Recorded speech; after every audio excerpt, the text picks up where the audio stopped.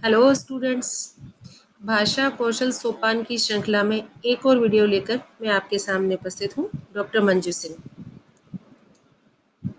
इससे पिछले जो वीडियोस थे उसमें हमने देखा श्रवण कौशल, भाषण कौशल और पठन कौशल।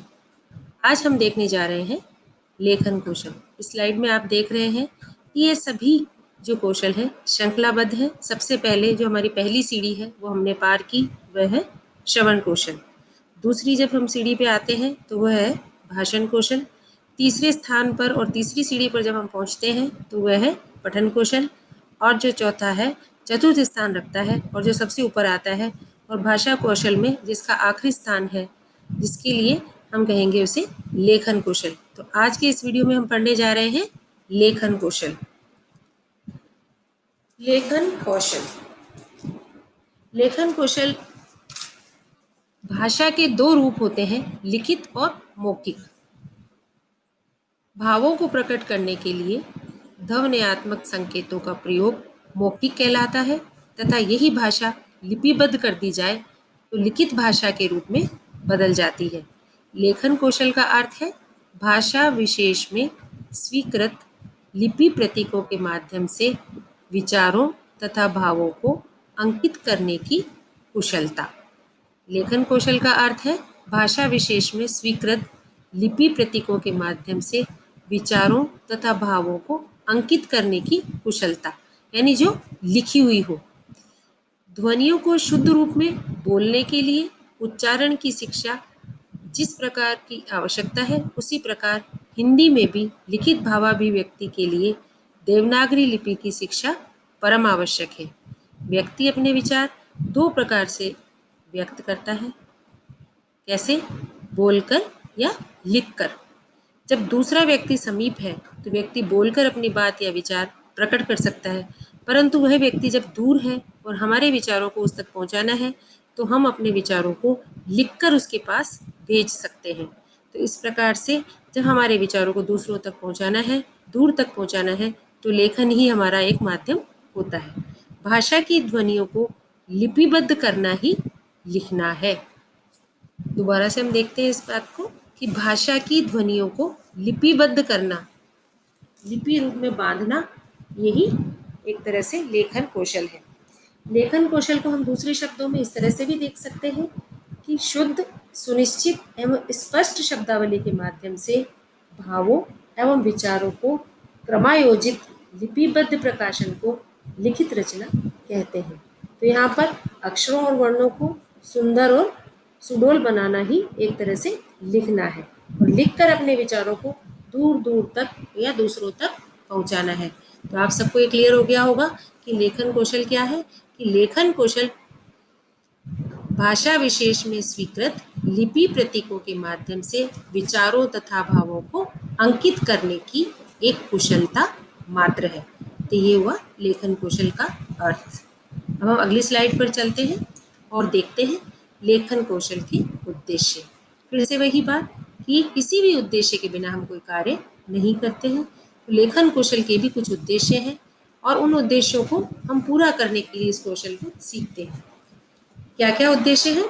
जो पहला बिंदु है कि बालकों को लिपि, शब्द, सूक्ति, लोकोक्ति और मुहावरे का ज्ञान कराना।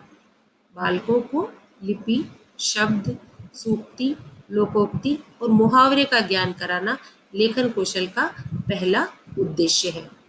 अगला जो बिंदु आता है कि बालकों को शुद्ध वर्तनी, वाक्य रचना के नियम, विराम चिन्हों के प्रयोग और साहित्य की विभिन्न विधाओं का ज्ञान कराना लेखन कौशल का अगला उद्देश्य है। तो इस तरह से हम देख सकते हैं कि व्याकरण से संबंधित जो नियम और कानून हैं उनको पूरा करने के लिए लेखन कौशल अपना एक उद्देश्य लेकर चलता है और व्याकरण के नियम हम लेखन कौशल के उद्देश्यों के माध्यम से पूरा कर लेते हैं।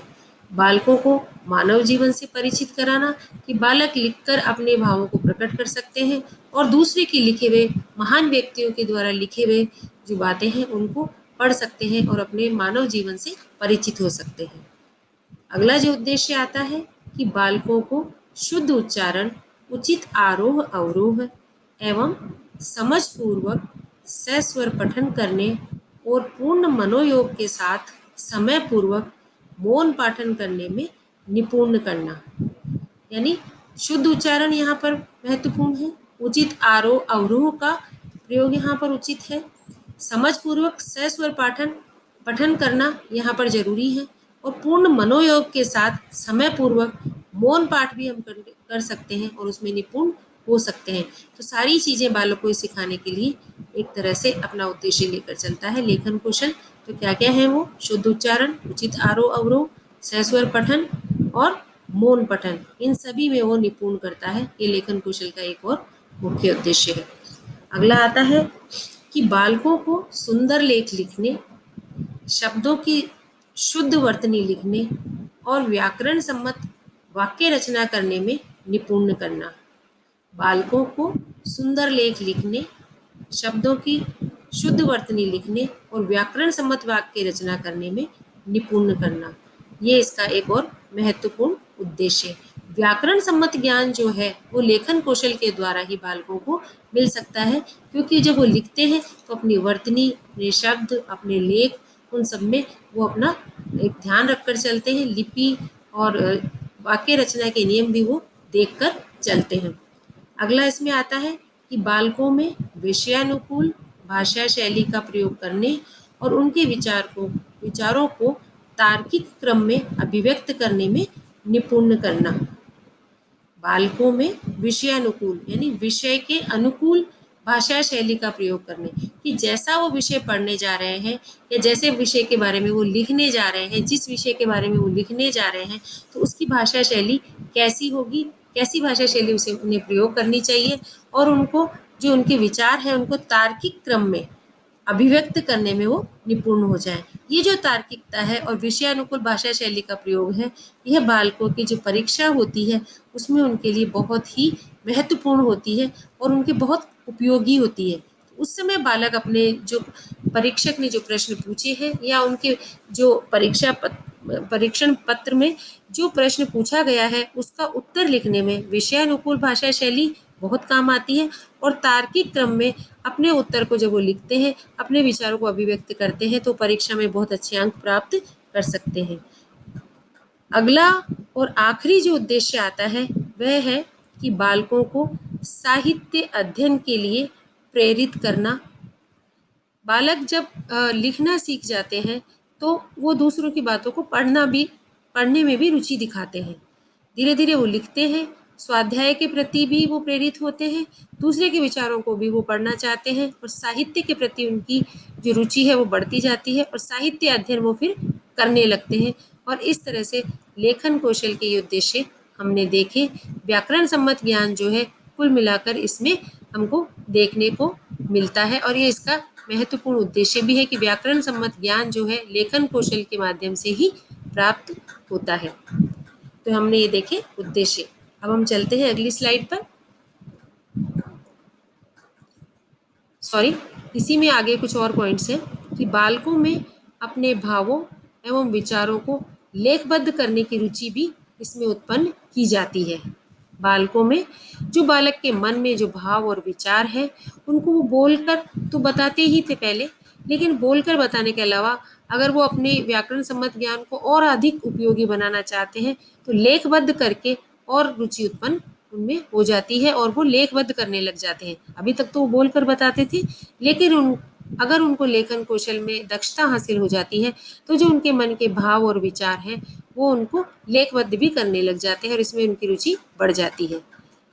इसमें अगला आता है कि बालकों में भाषा तथा साहित्य के प्रति आदर का स्थायी भाव बनाना और उनकी सृजनात्मक शक्तियों का विकास कर मौलिक रचना करने की ओर प्रेरित करना। यानी बालकों में भाषा और साहित्य के प्रति आदर का भाव आ जाएगा क्योंकि वो उसमें रुचि लेने लगेंगे।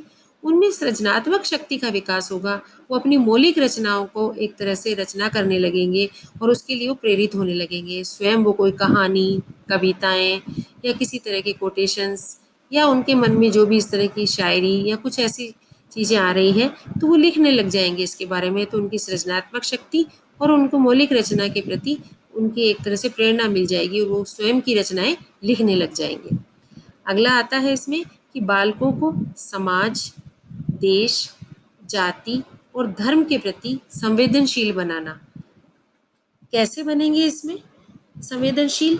कि जब बालक अ, समाचार पत्रों में, पत्र पत्रिकाओं में स्वयं लेख पढ़ेंगे, स्वयं इस तरह की बातें पढ़ेंगे और स्वयं उनके बारे में लिखने लगेंगे, तो धीरे धीरे उनकी इस तरह से जागरूकता बढ़ेगी और समाज, देश और जाति और धर्म के जो प्रति जितने भी समाचार चारों तरफ फैले हुए हैं, तो उनके बारे में उनके एक तरह से रुचि उत्पन्न होगी, तो उसके बारे में वो पढ़ने भी लगेंगे और उसके बारे में वो लिखने भी लगेंगे और इस तरह से वो संवेदनशील हो जाएंगे कि आज हमारे समाज में क्या चल रहा है, आज हमारे देश में क्या चल रहा है, जाति और धर्म के नाम पर किस तरह की बातें हो रही है।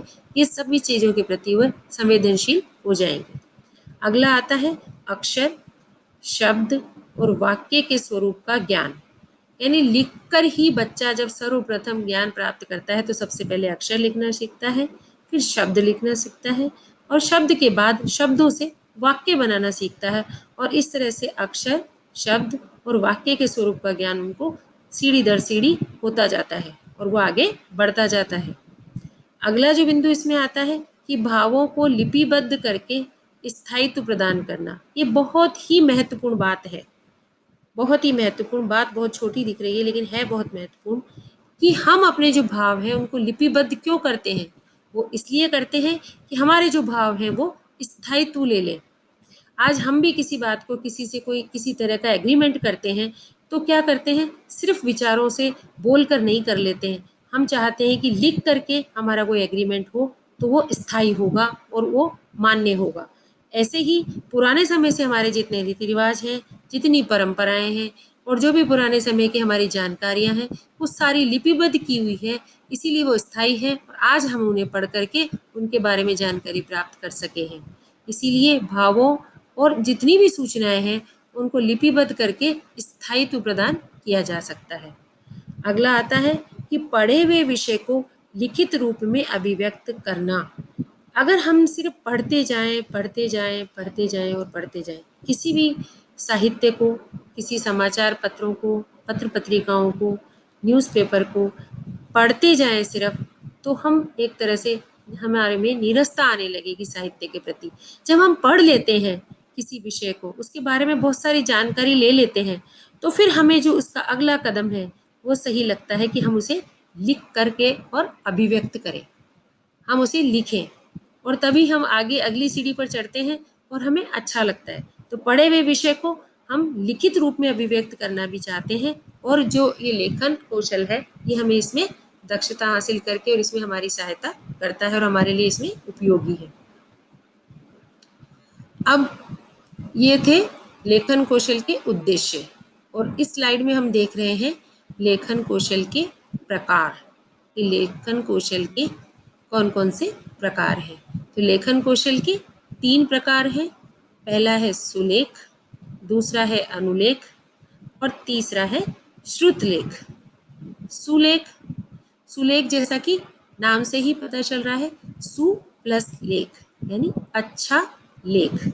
इसका आशय है कि अच्छे ढंग से लिखी गई लिखावट जो अच्छी प्रकार से पढ़ी जा सके तथा जिसे अच्छी प्रकार से समझा जा सके वह सुलेख कहलाता है। यानी अच्छे ढंग से लिखी गई लिखावट अच्छी प्रकार से पढ़ी जा सकती है और उसे अच्छी प्रकार से समझा जा सकता है, इसीलिए वो सुलेख की श्रेणी में आता है। हमें भी जो हम लेख लिखते हैं उसे हमें कोशिश करनी चाहिए कि हम भी सुलेख लिखें, क्योंकि हम जो लिखने जा रहे हैं, चाहे हम अपनी बात दूसरों तक पहुंचा रहे हैं, अगर वो सुलेख में नहीं लिखी गई है तो फिर वो दूसरे वाले तक नहीं पहुंचेगी, दूसरे लोगों तक, और हमारे विचार वहां तक नहीं पहुंच पाएंगे। अगर हम छात्रों की दृष्टि से देखते हैं तो जब वो परीक्षा में लिखते हैं और अगर वो ढंग से नहीं लिखते हैं तो परीक्षक को अगर वो पढ़ने में नहीं आता है तो उनकी जो परीक्षा परिणाम है उस पर उसका प्रभाव पड़ सकता है। इसलिए अगर लेखनी सुंदर होगी तो हमारी लिखावट सुंदर होगी तो हमारा जो परीक्षक है या हमारे विचार को जो पढ़ने वाला है उसके ऊपर हमारा प्रभाव बहुत ही अच्छा पड़ेगा। यहाँ पर हमने एक पहले कोटेशन कहीं पर पढ़ा था कि महात्मा गांधी जब अफ्रीका गए तो वहाँ पर उन्होंने देखा कि वहाँ के जो दूसरे जो वकील थे उनकी लेखनी बहुत सुंदर थी। तो उनका ध्यान जब उसकी तरफ गया तो उन्होंने फिर देखा कि ये इतनी सुंदर इनकी लिखावट है, अगर हम भी ऐसी लिखावट पर ध्यान दें और हमारी लिखावट भी इतनी सुंदर हो तो बहुत अच्छा होगा। लेकिन अब इसके लिए बहुत देर हो चुकी है। तो वो ये कहना चाहते थे कि हमारे जो छात्र छात्राएं हैं, अगर वो शुरू से ही अपनी लिखावट पर ध्यान दें तो बहुत अच्छी उनकी लिखावट हो सकती है, और वो जो अपनी बात कहेंगे या लिखेंगे तो उसका बहुत अच्छा प्रभाव दूसरों पर पड़ेगा। तो सुलेख क्या हुआ? अच्छा लेख।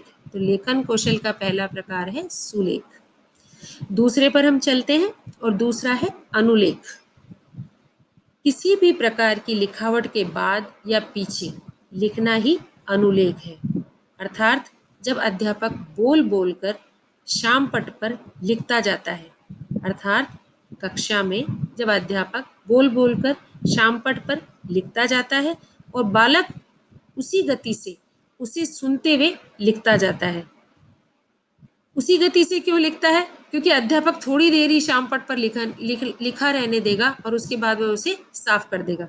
तो अध्यापक बोल बोल कर शाम पट पर लिखता है और बालक उसी गति से सुनते हुए उसको भी लिखता जाता है, और गति के साथ साथ लिखना ही अनुलेखन है। उस गति के साथ साथ अध्यापक के पीछे पीछे जो छात्र लिखता जाता है वही अनुलेखन है।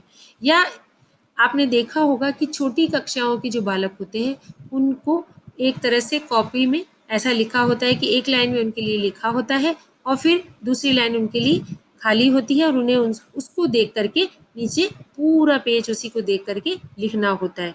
तो वो भी अनुलेखन की श्रेणी में ही आता है, क्योंकि ऊपर की लाइन को देख करके उनको अगली लाइनों में, अगली पंक्तियों में लिखना होता है। तो इस प्रकार से अनुलेख हुआ कि किसी भी लिखावट के बाद या पीछे लिखना, ये अनुलेखन है। तीसरा जो इसमें आता है श्रुतलेख। श्रुतलेख का अर्थ सुना हुआ लेख। सुना हुआ लेख कौन सा? अर्थात अध्यापक बोलता जाता है और बालक बोली हुई सामग्री को लिखता जाता है। हमने अनुलेख में क्या देखा था कि अध्यापक शामपट पर लिखता जाता है और बालक उसको देख करके और सुन करके लिखता जाता है। श्रुतलेख में क्या है? श्रुतलेख का अर्थ है सुना हुआ, यानी सिर्फ सुनी हुई बात को ही वो लिखता जाता है। अर्थात अध्यापक बोलता जाता है और बालक बोली हुई सामग्री को लिखता जाता है। अतः सुनकर लिखा गया ही श्रुतलिपि या श्रुतलेख है। श्रुत का मतलब सुनकर और लेख का मतलब लिखना, यानी सुनकर लिखना। श्रुतलेख में सुंदर लिखावट का तो महत्व है ही, लेकिन इसके साथ साथ भाषा की शुद्धता का भी महत्व है। आपने छोटी कक्षाओं में देखा होगा कि जो बच्चों को डिक्टेशन कराया जाता है वह भी इसी श्रेणी में आता है कि उसमें अध्यापक बोलता जाता है और छात्र सुनकर लिखता जाता है, और फिर उसके बाद में जो अध्यापक उसकी छात्र के द्वारा लिखी हुई जो सामग्री होती है उसको पढ़ता है और उसमें अशुद्धियों को निकालता है और उसकी शुद्धता पर ध्यान देता है, उसकी लिखावट पर ध्यान देता है और उसको आगे के लिए एक तरह से गाइड करता जाता है। तो डिक्टेशन भी इसी श्रेणी में आता है। इस तरह से हमने देखा लेखन कौशल के प्रकार 3 प्रकार थे: सुलेख, अनुलेख और श्रुतलेख। तो अगर आपकी परीक्षा में प्रश्न आता है कि लेखन कौशल के प्रकार कौन कौन से हैं, तो आपको डरना नहीं है। इस तरह से आपको तीनों ये लिख देने हैं। अगली स्लाइड में अब चलते हैं और देखते हैं कि लेखन कौशल की शिक्षण विधियाँ कौन कौन सी शिक्षण विधियाँ हैं जो लेखन कौशल में हमें सहायता करती है, उसमें दक्षता हासिल करने में मदद करती है। तो जो पहली विधि हमें दिखाई दे रही है वह है स्लाइड में रूपरेखा अनुकरण विधि। इसका नाम है रूपरेखा अनुकरण विधि। बालकों को कुछ मुद्रित ऐसी पुस्तिकाएं देते हैं जिसमें अक्षर या वाक्य बिंदु रूप में लिखे होते हैं। बालक केवल उन पर पेंसिल या पेन घुमाकर अभ्यास करता है, तो अभ्यास करते रहने से वह अक्षर या शब्दों को लिखना सीख जाता है। यानी ऐसी जो कुछ पुस्तिकाएं होती हैं जिनमें अक्षर और वाक्य बिंदु रूप में लिखे होते हैं। आपने देखा होगा छोटी कक्षाओं में, आपने भी लिखा होगा या आपके जो छोटे भाई बहन हैं उनको लिखते हुए देखा होगा कि उनको इस तरह का एक गृह कार्य भी दिया जाता है। तो उसमें आपने देखा होगा कि बालक बस क्या करता है, केवल जो उनके शिक्षक ने लिख दिया है उस पर, उन जो बिंदु हैं उन पर सिर्फ पेंसिल घुमाता है और उसी से उसके शब्द बन जाते हैं, अक्षर बन जाते हैं और उसके वाक्य बन जाते हैं। तो इस तरह से रूपरेखा अनुकरण विधि जो छोटी कक्षाओं के लिए उपयोगी है। दूसरी जो विधि आती है वह है स्वतंत्र अनुकरण विधि। स्वतंत्र अनुकरण विधि में क्या होता है? स्वतंत्र अनुकरण विधि में अध्यापक शाम पट पर या बालक की स्लेट पर अभ्यास अक्षर लिख देता है और बालक से उसे देख देख कर उसी अनुरूप अक्षर लिखने को कहता है। बालक ऊपर लिखे अक्षर को देखकर लिखने का अभ्यास करता है। स्वतंत्र अनुकरण में अध्यापक लिख देता है और बालक उसकी नकल करके अक्षर बनाता है और स्वयं उसको लिख करके और अभ्यास करता है। तो ये हुआ स्वतंत्र अनुकरण विधि। अगली आती है मोंटेसरी विधि। मोंटेसरी विधि में लकड़ी, प्लास्टिक, गत्ते आदि के बने वर्णों पर बालक अपनी अंगुली घुमाता है या वर्णों के बाहर की ओर चौक या पेंसिल को घुमाता है, तो इससे उसे लिखने का अभ्यास होता है और इससे बालक अक्षरों के स्वरूप से परिचित होता है तथा इस विधि में बालक की रुचि भी बढ़ जाती है। किस किस चीज़ के बने होते हैं इसमें? लकड़ी, प्लास्टिक और गत्ते से जो उनके वर्ण बने हुए होते हैं उन पर उंगली घुमाता है, या तो सिर्फ वो उंगली घुमाता है या फिर उन पर पेंसिल घुमाता है उनके चारों ओर और उससे वो लिखने का अभ्यास करता है। इससे क्या होता है, उसको पता चल जाता है कि जो अक्षर हैं उनका स्वरूप कैसा है और उस स्वरूप पर वो बार बार अभ्यास करता है तो वो उस अक्षर को लिखना सीख जाता है। तो इस तरह से मोंटेसरी विधि भी छोटी कक्षाओं के लिए उपयोगी है और इसमें दूसरी चीज़ों का काम में लिया जाता है, जैसे लकड़ी, प्लास्टिक और गत्ते की चीज़ों को काम में लिया जाता है। अगली आती है पेस्टोलॉजी विधि। इस विधि में बालकों को पहले अक्षर लिखना सिखाया जाता है। सबसे पहले वर्णों के छोटे छोटे खंड कर दिए जाते हैं और फिर इन टुकड़ों का योग करके अभ्यास कराया जाता है। यानी इस विधि में पहले बालकों को अक्षर लिखाते हैं और अक्षरों में भी वो जो वर्ण है उनके छोटे छोटे टुकड़े कर दिए जाते हैं, इसको खंड में बांट दिया जाता है और फिर जो खंड में बटा हुआ है इन टुकड़ों का फिर उसको बाद में योग करके उनको मिला दिया जाता है और फिर इससे उसका अभ्यास कराया जाता है। तो ये भी एक तरह से प्राथमिक कक्षा के लिए ही उपयोगी है और ये कहलाती है पेस्टोलॉजी विधि। अगली जो विधि आती है उसे कहते हैं जैट कॉक विधि। क्या कहते हैं? जैट कॉक विधि। इस विधि में बालक स्वयं संशोधित से लिखना सीखता है, अर्थात पहले पढ़ो फिर उसे लिखो और फिर लिखे हुए को मूल से मिलाओ, देखो तथा अपनी गलती में संशोधन कर दूर करो। इसमें बालक के समक्ष पूरा वाक्य रखा जाता है तथा बालक अनुकरण के आधार पर एक एक शब्द लिखता है और मूल वाक्य से मिलाकर अशुद्धि का पता लगाकर उसे दूर करता है। यानी इस विधि में बालक स्वयं पहले लिख लेता है, पहले वो पढ़ता है किसी भी चीज़ को और फिर उसे लिख लेता है। अब जब वो लिख लेता है बिना देखे तो फिर वो जो मूल जो जहाँ से उसने ये देखा है और लिखा है उससे वो मिलान करता है, मिलान करके और उसमें जो कोई गलती है तो उसको निकालता है और उसमें संशोधन करता है। इसमें बालक के समक्ष पूरा वाक्य ही रख दिया जाता है और बालक अनुकरण के आधार पर एक एक शब्द लिखता रहता है और इस तरह से मूल वाक्य से मिलाकर अशुद्धियों का पता फिर लगा लिया जाता है। यानी पहले बालक पूरा स्वयं लिख लेता है पढ़कर किसी चीज़ को और फिर मूल से उसको मिलाता है और अपनी अशुद्धियाँ उसमें स्वयं निकालता है और संशोधित करता रहता है। तो इसमें बालक स्वयं संशोधन से सीखता है। इस विधि में बालक स्वयं संशोधन से लिखना सीखता है, तो स्वयं ही अपनी अशुद्धियां पता लगाता है, अपनी गलतियां पता लगाता है, जो कमी है उसको दूर करता है, इसीलिए ये स्वयं संशोधन से कहलाता है। तो इसका नाम है जैट कोक विधि। अगली जो आती है वह है वर्ण परिचय। कौन सी विधि है? वर्ण परिचय विधि। यह परंपरागत पद्धति है, ये जो बहुत पहले से चली आ रही है, परंपरागत पद्धति है छात्रों। इसमें बालक को वर्णमाला के शब्दों को सुविधा अनुसार सिखाया जाता है तथा अक्षर सीख जाने के बाद बालक को मात्रा का ज्ञान दिया जाता है। मात्रा और वर्णों के योग से सरल शब्दों को लिखने का अभ्यास कराया जाता है। जैसा कि आप इसके एग्जाम्पल में नीचे देख सकते हैं स्लाइड में कि जैसे द ल यानी पहले द लिखा, फिर ल लिखा, फिर द लिखा और फिर ल लिखा, तो क्या शब्द बन गया? दलदल। तो इस तरह से पहले उसको एक छोटे छोटे टुकड़ों में इसको बांटा और एक एक अक्षर को सिखाया, फिर अक्षर को मिला करके और फिर उसका एक पूरा शब्द बन गया, तो ये बन गया दलदल। ऐसे ही बल। अब जब वो ऐसे साधारण शब्द लिखना सीख जाता है तो धीरे धीरे फिर उसको मात्राओं की तरफ बढ़ाया जाता है। जैसे यहाँ पर है दिल, तो दी ल दिल, बी ल बिल, इस तरह से फिर मात्राओं की तरफ बढ़ा जाता है। उदाहरण देकर आप समझ सकते हैं। तो ये हुआ वर्ण परिचय, यानी वर्णों से परिचय कराया जाता है, और ये बहुत ही परंपरागत पद्धति है, पुराने समय से ये चली आ रही है, हम सब ने इसी से अध्ययन किया था। अगला आता है शब्द द्वारा अक्षर परिचय। शब्द द्वारा अक्षर परिचय। सामान्य अक्षर सीखने में बालक की रुचि नहीं होती है, उसे यह सब बहुत ही निरर्थक अक्षर जान पड़ते हैं। अतः कुछ शिक्षा शास्त्रियों का मत है कि शब्द द्वारा बालक को अक्षर ज्ञान कराया जाए। शब्दों को वस्तु के साथ या चित्र के साथ प्रस्तुत करना ठीक रहेगा। यानी जब सामान्य अक्षर बालक को सिखाते हैं तो उसकी कोई रुचि उसमें नहीं होती है।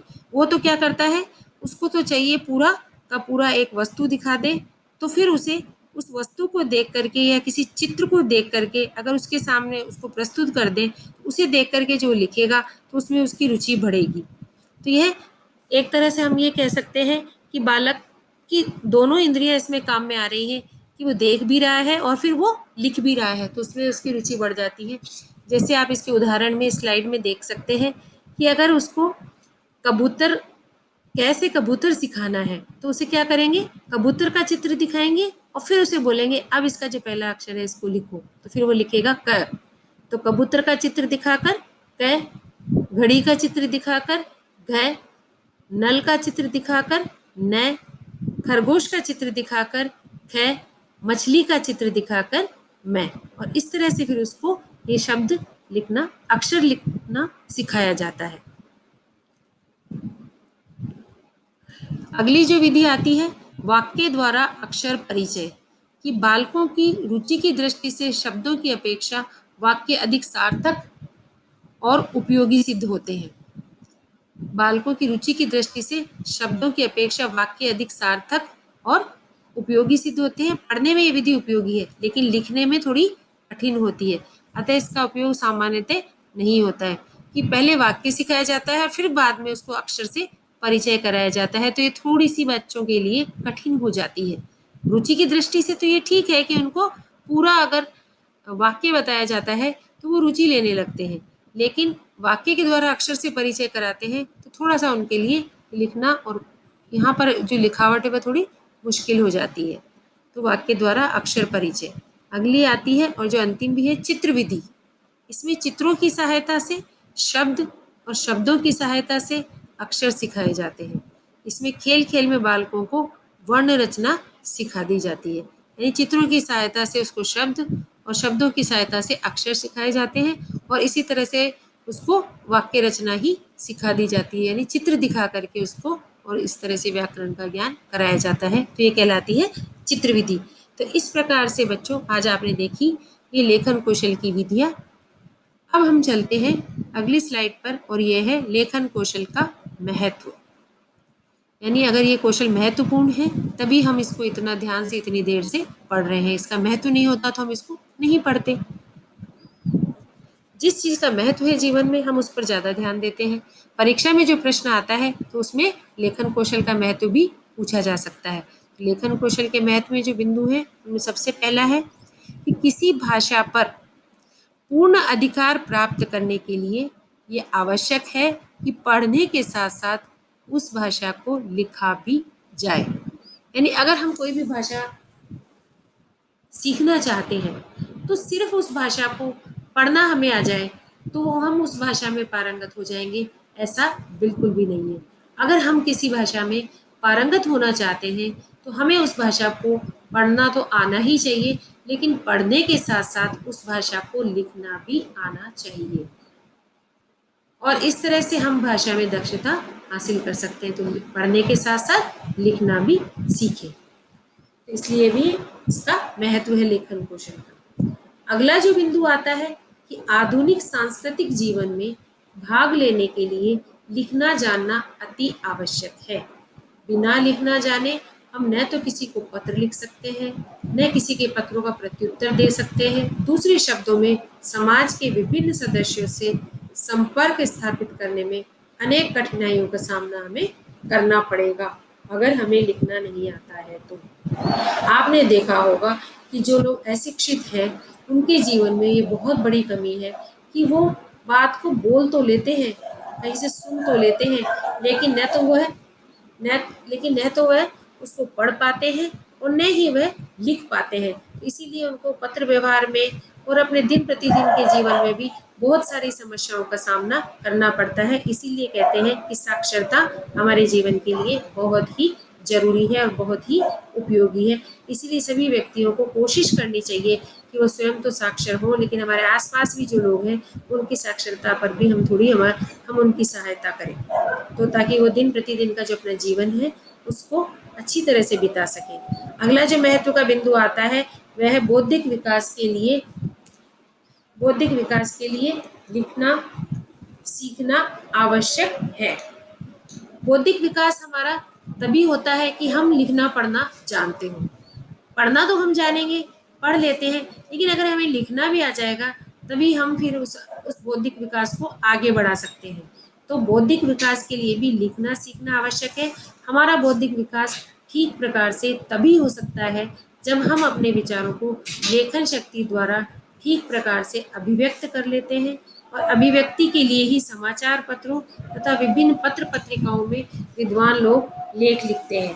यानी बौद्धिक विकास हमारा होगा तो पत्र पत्रिकाओं को हम पढ़ेंगे, समाचार पत्रों को हम पढ़ेंगे, विद्वान लोगों की बातों को हम पढ़ेंगे, और हमें पढ़ना आएगा और लिखना आएगा, तभी हम आगे हमारा बौद्धिक विकास कर पाएंगे। इसलिए भी लेखन कौशल महत्वपूर्ण है। इसी कड़ी में आगे चलते हैं और अगला बिंदु देखते हैं कि विचार करने तथा मनन करने के लिए लेखन का ज्ञान विशेष सहायक होता है। किसी विचार को लिखकर उस पर मनन सरलता से किया जा सकता है। आपने देखा होगा कि बहुत से लोग होते हैं जिन्हें लिखने का बहुत ही शौक होता है। वो क्या करते हैं, अपनी हर बात को लिख लेते हैं, एक डायरी रखते हैं और उसमें लिख लेते हैं। अपने कोई विचार है उनको वो लिख लेते हैं, उनके साथ कोई घटना घटित हुई है उसे भी वे लिख लेते हैं। इसी तरह से हम रोज ऐसे देखते हैं रोजाना हमारी ज़िंदगी में, तो वहाँ पर भी हम देखते हैं कि हमें कोई बात अगर बहुत याद रखने की है तो हम उसे लिख लेते हैं और आगे हम उसे फिर याद रख पाते हैं। और अगर हमें कोई महत्वपूर्ण बात लगती है या कोई महत्वपूर्ण विचार हमारे मन में आता है, उसको भी हम लिख लेते हैं और फिर उस पर हम मनन सरलता से कर सकते हैं। तो इसलिए भी अपने विचारों पर मनन करने के लिए भी लेखन का ज्ञान होना बहुत आवश्यक है। अगला बिंदु आता है कि अपने देश की सभ्यता तथा संस्कृति का ज्ञान हमें लेखन कला के माध्यम से ही हुआ है। यानी सदियों से हमारी जो संस्कृति है जो चली आ रही है, वो हमें आज उसका ज्ञान कैसे हुआ हमें तो पता ही नहीं चलता, अगर वो हमें लिखित रूप में हमारे सामने नहीं होती। तो पीढ़ी दर पीढ़ी जो ज्ञान एक पीढ़ी से दूसरी पीढ़ी तक पहुंच रहा है, तो वो लेखन कला के माध्यम से ही पहुंच रहा है। यदि लेखन कला न होती तो जो धार्मिक और सांस्कृतिक जितने ग्रंथ हैं वो भी हमारे सामने नहीं आ पाते। हमारी प्राचीन संस्कृति का जो ज्ञान है उससे भी हम वंचित रह जाते। तो हमें यानी अपने देश की सभ्यता तथा संस्कृति का ज्ञान हमें लेखन कला के माध्यम से ही हुआ है। यदि लेखन कला ना होती तो धार्मिक तथा राजनीतिक ग्रंथ हमारे सामने नहीं आ पाते और हम प्राचीन संस्कृति के ज्ञान से वंचित ही रह जाते। तो इस तरह से पुरातन हमारी जो संस्कृति रिवाज परंपराएं चले आ रहे हैं, लेखन कला के माध्यम से ही वो हमारे तक पहुंच पाए हैं। भाषा में एक रूपता तथा स्थायित्व लेखन के माध्यम से ही आ पाता है। भाषा में स्थायित्व तभी आ पाता है क्योंकि हम हमारी बात को एक किसी को बोल देते हैं और उसे सुन ली और वो थोड़ी देर में भूल जाए। तो हमारी बात को और हमारी भाषा को अगर हमें स्थायित्व देना है और एक रूपता देनी है, तो हमारे पास में एक तरह से लेखन कला का होना बहुत जरूरी है। हम लिख करके किसी हमारी जो बात है उसको स्थायी तौर पर रख सकते हैं। तो भाषा में स्थायित्व लाने के लिए भी लेखन कला का होना बहुत आवश्यक है। संसार अगला बिंदु है कि संसार के विभिन्न देशों से परस्पर संबंध लिखित भाषा के माध्यम से ही होता है। यानी संसार में जितने भी देश हैं वो आपस में अगर कोई संबंध रखते हैं तो उनमें जो भी किसी भी तरह के समझौते, व्यापारिक समझौते होते हैं या और किसी तरह के समझौते होते हैं, जो उनके अंदर पत्र व्यवहार होता है, पत्राचार होता है, वो सारा का सारा लिखित रूप में ही होता है। तो लिखित रूप के द्वारा ही संसार के जो देश हैं वो आपस में संबंध स्थापित रख पाते हैं। अगला बिंदु है कि लेखन कला बालकों की अंगुलियों तथा मांसपेशियों को सुदृढ़ बनाती है और उनके मस्तिष्क तथा हाथ दोनों का व्यायाम साथ साथ चलता है।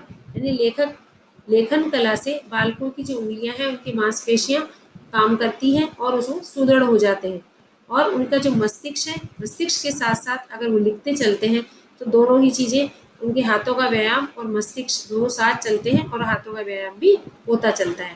तो इस तरह से लेखन कला बालकों की उंगलियों तथा मांसपेशियों को मजबूत बनाती है, उनके मस्तिष्क और हाथ दोनों का व्यायाम भी साथ साथ चलता रहता है। तो आपने ये देखे इसके महत्व। अब हम देखते हैं लेखन कौशल के लिए आवश्यक सावधानियां, कि लेखन कौशल में दक्षता हासिल करने के लिए अगर हम आगे बढ़ रहे हैं तो हमें कौन कौन सी ऐसी सावधानियां हैं कि हमें वो रखनी चाहिए, तभी हम इसमें दक्षता हासिल कर सकते हैं। तो जो दक्षता का जो पहला बिंदु है वह है कि प्राथमिक अवस्था में